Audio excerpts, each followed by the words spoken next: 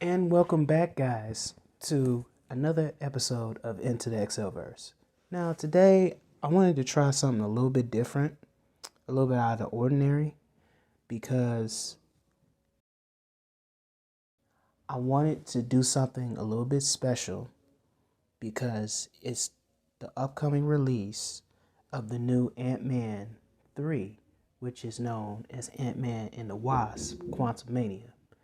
And to celebrate it, I wanted to do a movie review.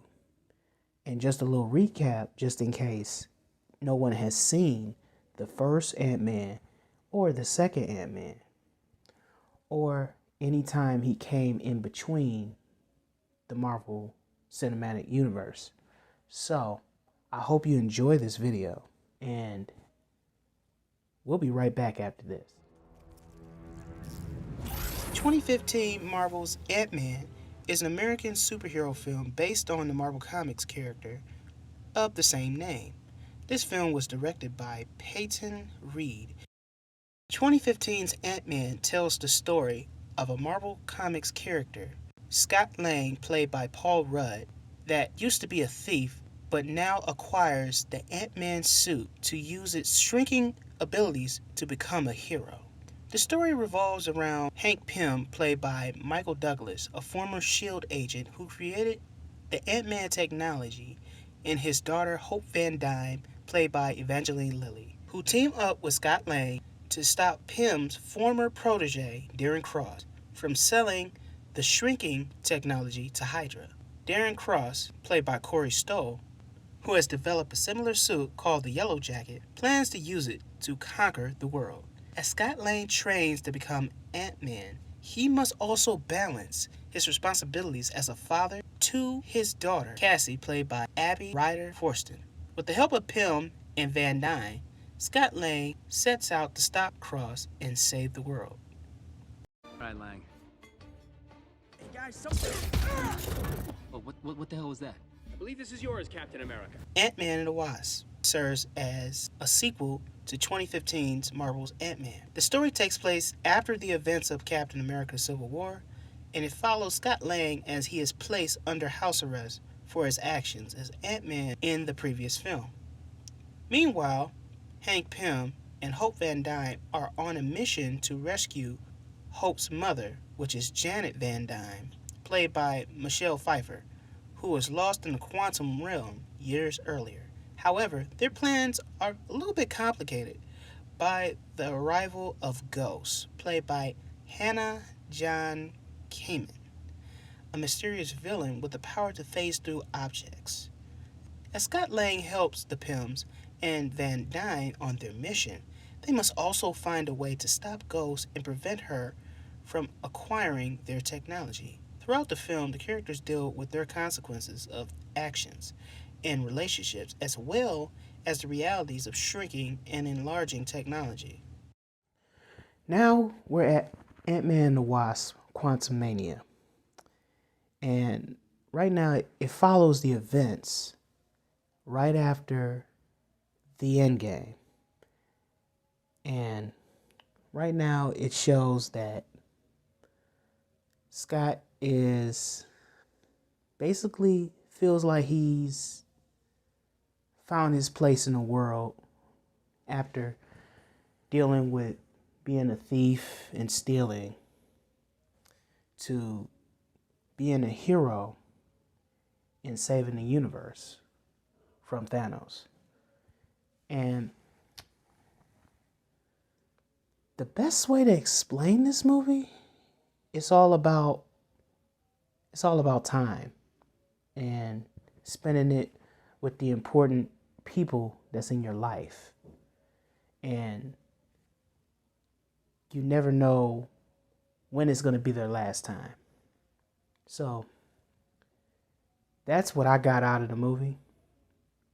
And I'm trying not to spoil it because it's a lot that happened in this movie. Now, a lot of people say a lot of people were kind of, how do you say, a little disappointed, a little let down, because it wasn't what they hoped the movie would be. But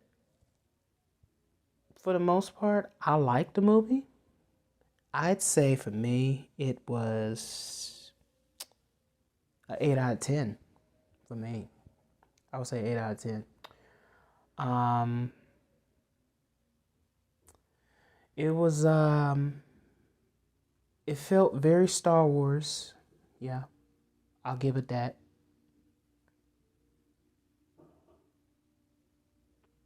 It was like a whole brand new universe. It felt like they were in space or somewhere. And to think about it, I was like, okay, this person doesn't have a helmet on, and this one does.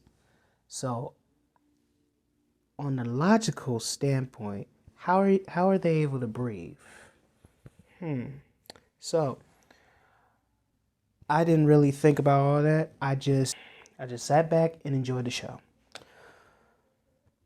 Now, 3D effects, still as always, Marvel doesn't disappoint when it comes to 3D effects. Well, or it could have been the fact that I was sitting like probably like three to four seats up on the screen, or the way this theater was set up. But let me see. Jonathan Majors, he did a brilliant performance as Kang. I don't want to say what's gonna happen, but I like where this is heading on those post-credit scenes, and it makes you really want to go back and look at the Loki show, or just in case you haven't seen it, that's where they first introduced Kang the Conqueror, and it first introduced the concept of multiverse and stuff. Wow, that post credit, it just blew me away. I wish I could tell you what it was, but it's just something you're just gonna have to wait and see. But he did a brilliant performance. Antman, Paul Rudd, Scott Lang, he nailed it. He's one of my top 10, I would say top 10 superheroes.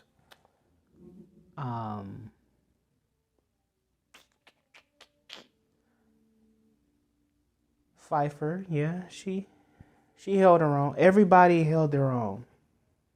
But I would say at the top of the list, I would say Jonathan Majors, Paul Rudd, Pfeiffer, Michael Douglas, yeah.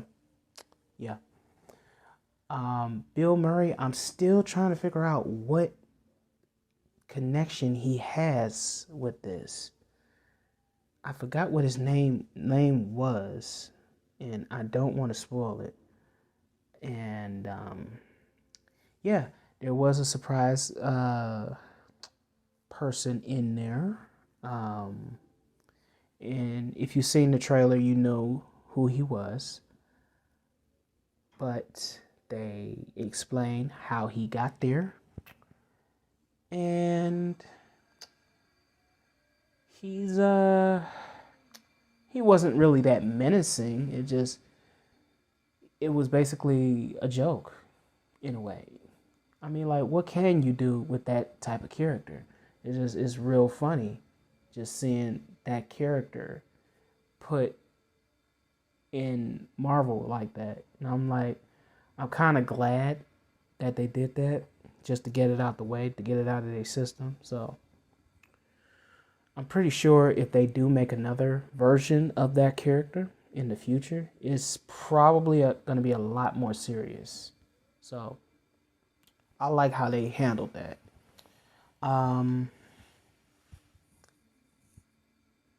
And the other dude, he's a telepather. You'll know him when you see him. But he's a new character. I'm like that was something I didn't see coming. I heard a little bit about him, but it wasn't that. I'm really interested to know more about that character because I don't really know that much about him. So I would say, as a whole, this one was a lot more packed. At sometimes it felt like they cut out a couple of scenes, just a little bit. But at the moment, I didn't like feel like it was like boring. It just like got straight into the action. It didn't take no time. I mean, it didn't take no. It just jumped right into it. That's all you had to worry about. But yeah, it's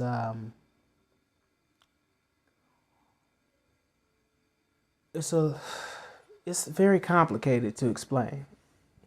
I can see why the Rotten Tomatoes did say that the score was kind of confusing or controversial, as one would say. But yeah, it's kind of crazy, especially towards the end. I was like, but then again, I'm like, okay, what can you do? It's Ant-Man. I mean, like you had to see that coming, so I wasn't that worried. I just enjoyed the movie for what it was. So that's gonna be it for today. I told you my review. Make sure you like and subscribe down below. And if you like this video, please tell me what were your thoughts about this. And without further ado, we're gonna see you next time. All right, peace.